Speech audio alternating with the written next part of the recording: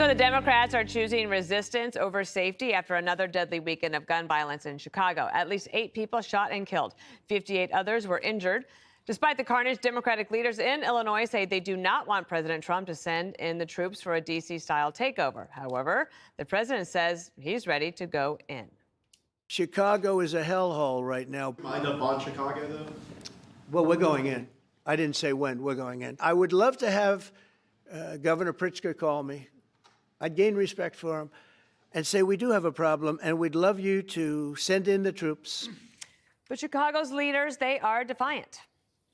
I'm aware that the President of the United States likes to go on television and beg me to call and ask him for troops. I find this extraordinarily strange, as Chicago does not want troops on our streets. I refuse to play a reality game show with Donald Trump. We do not want or need military occupation in our city. We do not want or need militarized immigration enforcement in our city. Even Trump's harshest critic, Joe Scarborough, urged Governor Pritzker to team up with Trump on deploying the National Guard to Chicago.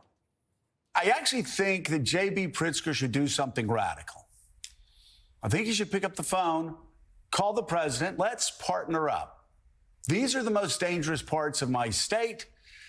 We would love to figure out how to have a partnership, because right now, just hey, nothing to see here moving along.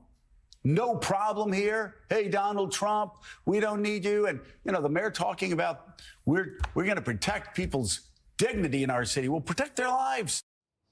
Jesse, I was thinking about how many years we've worked together and how many Mondays or the day after a holiday we come back, and this is a story, and this one was a big one over the weekend, 58 injured and 7 killed.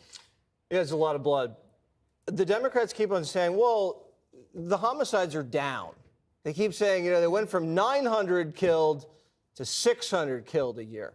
That's like when your girlfriend says, well, the last guy I was with, I cheated on him 9 times. You, I've only cheated on you 6 times. Well, that's better. It doesn't make you feel better. It's still a lot of dead bodies. Now, he called in the Guard for the DNC over the summer. Remember, Dana? We were there. It was safe. It was secure. They had the Guard there, but they won't call the Guard in for the South Side. That's racist. The South Side's huge. It's very hard to handle. I think it's 234 square miles. It's bigger than Boston, San Francisco, and D.C. So it's kind of like a densely populated flat area with row homes that's very, very hard to police. You would know better than anybody.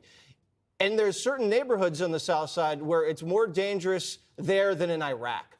So why not use the surge? It worked in Iraq, and it should work in Chicago. You put a lot of boots on the ground, and it frees up locals to do the dirty work and go in and get the trigger pullers. It's worked in D.C. It should be able to work here. It's the heroin highway, they call it, because all the drugs come from Mexico through the highways right up to the hub in Chicago, because it's a great distribution point. You get O'Hare, you get the lakes, you put them out on the boats. You got rail going everywhere. You got highways going, different arteries throughout the country, and you distribute it.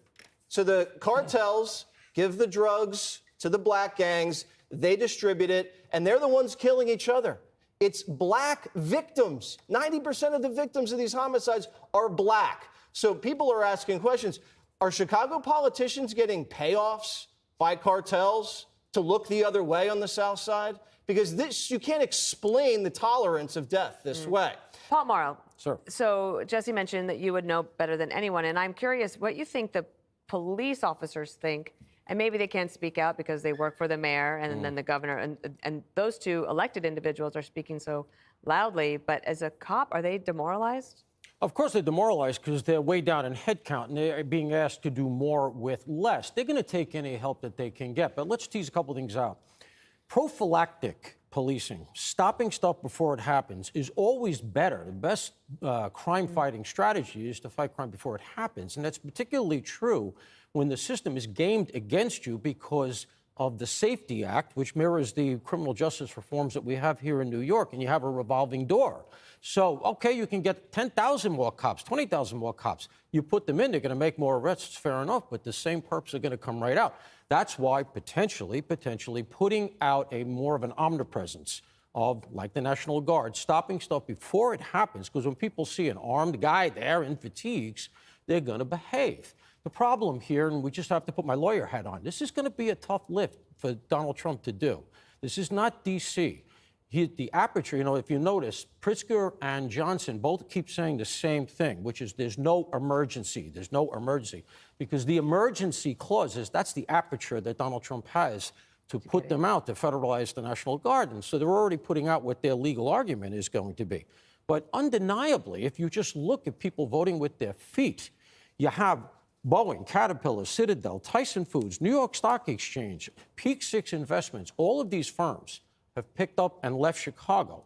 And then Brandon Johnson says, financially, Chicago is hitting a point of no return. Well, of course, because the tax base is decamping for redder pastures. Right. And in the public safety and the political arena, the inability not to tie the safety piece to that is the equivalent of not being able to add 2 and 2.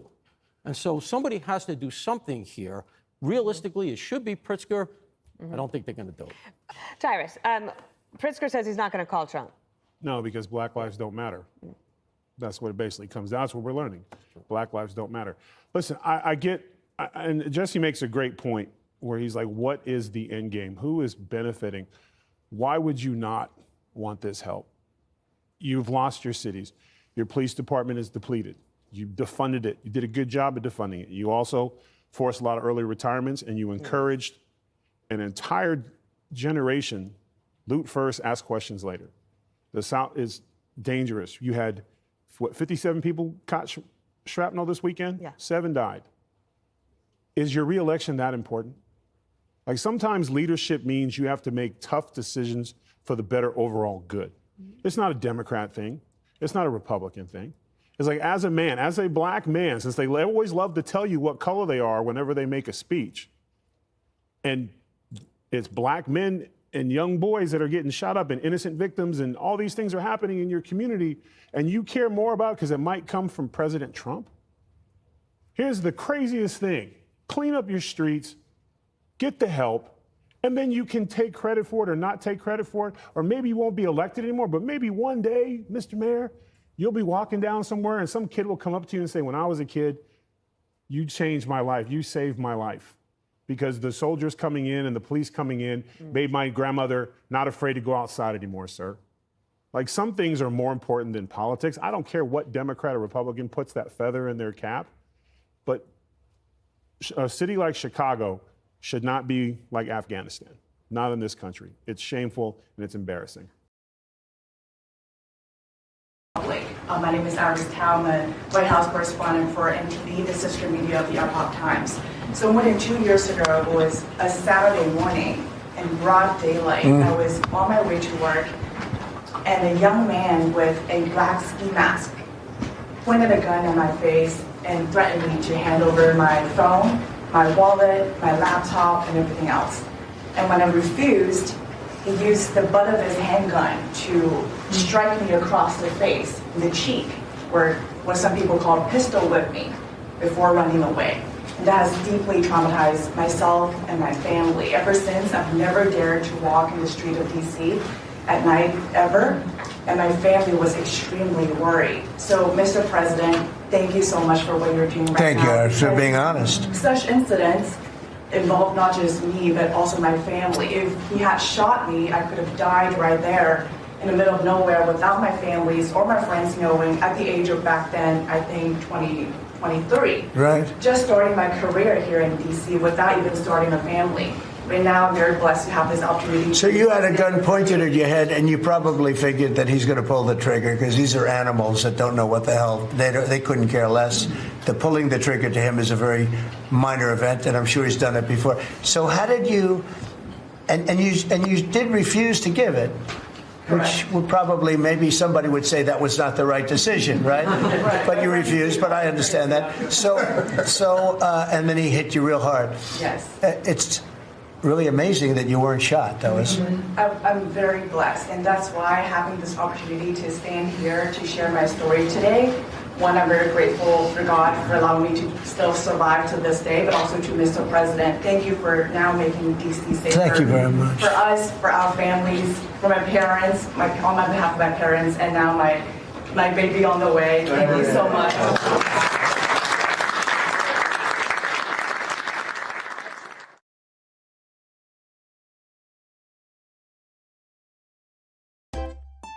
If you enjoy this content, please consider subscribing to my channel to stay up to date with future videos. Thank you for watching.